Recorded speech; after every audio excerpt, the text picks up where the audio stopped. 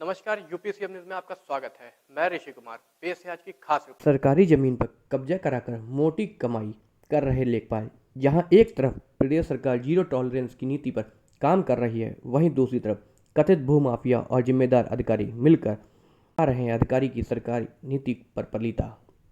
लखनऊ के बीकेटी तहसील के अंतर्गत उनई गांव में निजी स्कूल के मालिक ने किया सरकारी जमीन पर कब्जा। ग्राम प्रधान की कई बार शिकायत के बावजूद नहीं हो रही कार्रवाई। सरकारी तालाब नवीन प्रति व अन्य सरकारी जमीन पर कब्जा के जिम्मेदार अधिकारी मौन बैठे। वहीं निजी स्कूल के मालिक स्कूल बनाकर कई सालों से कर रहे हैं मोटी कमाई।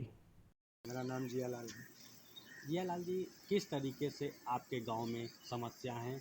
ग्राम समाज की ज़मीनों पे भूमाफियाओं का कब्जा है, क्या है पूरा मामला?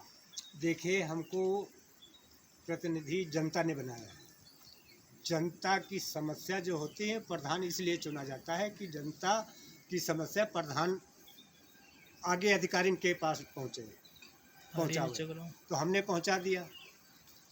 जनता पीड़ित है, परेशान है।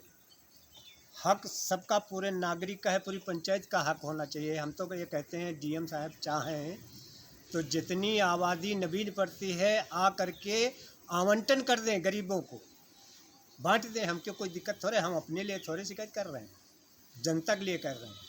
हम ही प्रधान चुन दिए गए हैं, तो अगर हम ही 100 बीघा कब्जा लें तो जनता किस लिए हमको? कितने लोगों ने कब्जा कर रखा है? कई लोगों ने कब्जा कर रखा। 4 लोग हैं, 4 लोग मेन है जो उनई ग्राम पंचायत में पूरी ज़मीन को कब्जा कर रखा है और दूसरे को कब्जा दिला भी दिया है।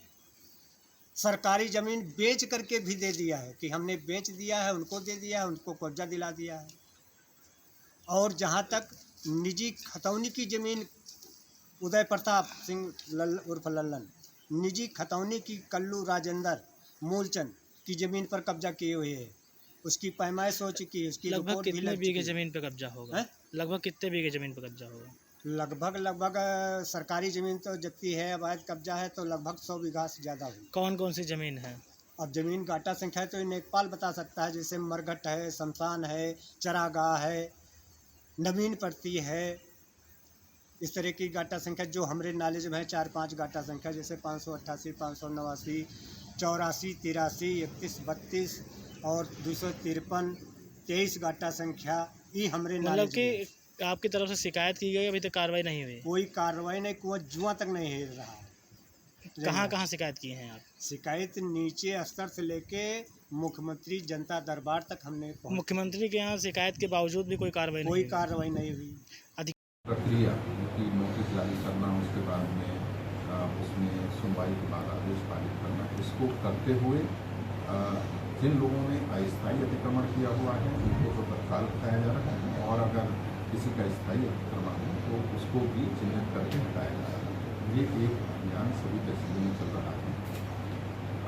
जो कुछ जगहों पर ऐसे हैं जहाँ प्लॉटिंग हो रही है और उसके बीच में सरकारी भूमियाँ हैं, तो उसको भी चिन्हित करके उसको खाली कराया जाएगा। अब तक सर कितनी ज़मीन अनुमानित है और कितने अलग अलग तहसीलों में लगभग 16 हेक्टेयर लैंड अभी तक खाली हुई है, और अभी चिन्हित की हुई है कि कौन कौन सी लैंड से इस तरह की खाली कराया जा सकता है, उस पर भी काम चल रहा है। एक सरोदिन नगर का एक मामला है, अस्पताल है, उसमें भी बताया जा रहा है अस्थायी।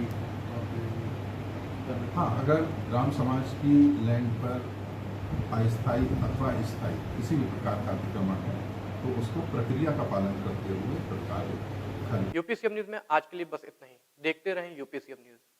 हमारे चैनल को लाइक करें और सब्सक्राइब करें। धन्यवाद।